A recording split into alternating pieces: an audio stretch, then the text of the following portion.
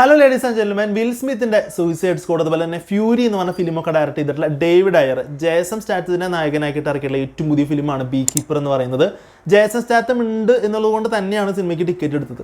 ഈ സിനിമ actually Gulf റീജിയനിലൊക്കെ ഓൾറെഡി ലാസ്റ്റ് വീക്കിൽ റിലീസ് ചെയ്തിരുന്നു. നമ്മുടെ അവിടെ ഇന്നാണ് റിലീസ് ചെയ്തത്. നോർമലി ഇംഗ്ലീഷ് ഫിലിംസ് നമ്മുടെ അവിടെയാണ്, ഇന്ത്യയിലാണ് റിലീസ് ചെയ്തിട്ടാണ് മറ്റ് രാജ്യങ്ങളിൽ റിലീസ് ആവാറുള്ളത്. നേരെ ഓപ്പോസിറ്റ് സംഭവിച്ചു.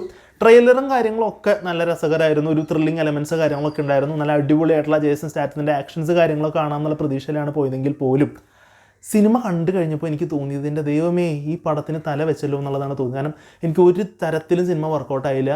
എനിക്ക് തീരെ ഇഷ്ടപ്പെട്ടില്ല സിനിമ. എനിക്ക് അങ്ങനെ തോന്നിയിട്ടുണ്ടായിരുന്നു. ഈ സിനിമ കണ്ടു കഴിഞ്ഞപ്പോൾ തോന്നിയത് ഇത് സത്യത്തിൽ OTT ഇറക്കായിരുന്നല്ലോ എന്നൊക്കെ അതെനിക്ക് തോന്നി. അല്ലെങ്കിൽ ഈ സിനിമ കണ്ടില്ലെങ്കിലും വലിയ കുഴപ്പമൊന്നും സംഭവിക്കാനില്ല എന്നുള്ള രീതിയിലാണ് എനിക്ക് അനുഭവപ്പെട്ടിട്ടുണ്ടായിരുന്നത്. ഒരു തരത്തിൽ പറയുകയാണെങ്കിൽ ഇതൊരു ജോൺ വിക്കിൻ്റെ വേറൊരു വേർഷനാണ് ഈ ഫിലിം.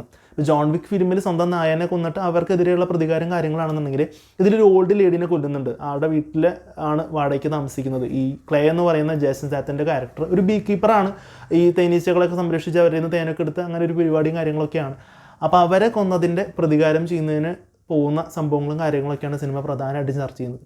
ഡിഫറെൻ്റ് ആയിട്ടുള്ള അറ്റ്മോസ്ഫിയറിലുള്ള ഒരുപാട് ആക്ഷൻ സീക്വൻസ് കാര്യങ്ങളുണ്ടെന്നുണ്ടെങ്കിൽ പോലും ഒരേ ഒരു ആക്ഷൻ സീക്വൻസ്, എസ്പെഷ്യലി ക്ലൈമാക്സിലുള്ള ഒരു യെല്ലോ കളർ ജാക്കറ്റ് ഇട്ട് ഒരു പുള്ളിക്കാരൻ വരും, ഒരു വെപ്പ് കാലൊക്കെ വെച്ചിട്ട്.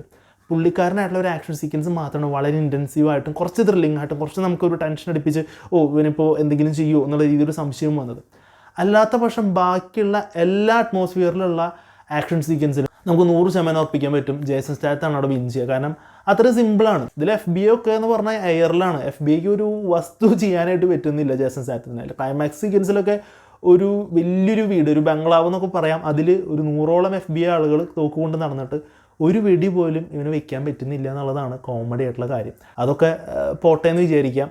വേറെ കുറേ ആക്ഷൻ സീക്വൻസ് കാര്യങ്ങളൊക്കെ നോക്കുമ്പോൾ ഒരു തരത്തിലും നമുക്ക് ഇമ്പാക്റ്റ്ഫുൾ ആവാത്ത രീതിയിൽ, ഒരു തരത്തിലും എന്താ പറയുക, നമുക്ക് പടം കണ്ടിരിക്കുമ്പോൾ ആക്ഷൻ സീക്വൻസ് അവിടെ നടക്കുന്നുണ്ട്, 2 വലിയ എക്സ്പ്ലോഷൻസ് നടക്കുന്നുണ്ട്. എക്സ്പ്ലോഷൻസ് നടക്കുമ്പോൾ വൈ പോക എന്നുള്ള രീതിയിലൊക്കെ ചോദിക്കുന്ന പോലെയാണ് എനിക്ക് തോന്നിയത്.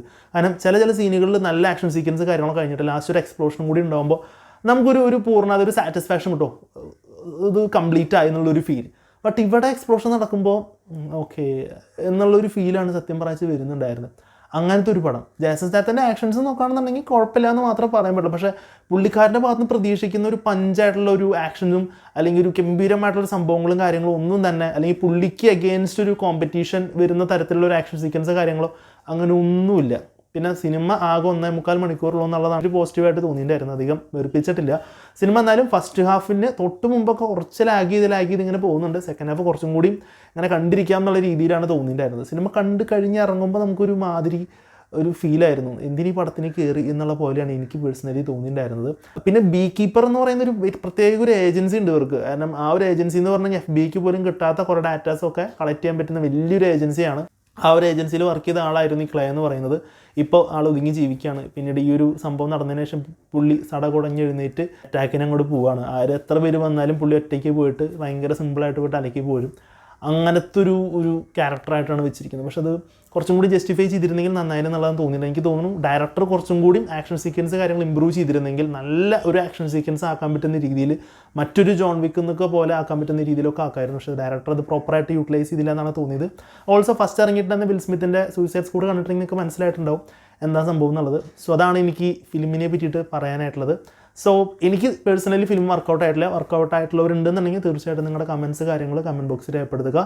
സോ വീഡിയോ ഇഷ്ടപ്പെട്ടാണെന്നുണ്ടെങ്കിൽ ചാനൽ സബ്സ്ക്രൈബ് ചെയ്യുന്നൊന്ന് സപ്പോർട്ട് ചെയ്യുക. സോ മറ്റൊരു വീഡിയോയിൽ കാണാൻ വരേക്കും ഗുഡ് ബൈ.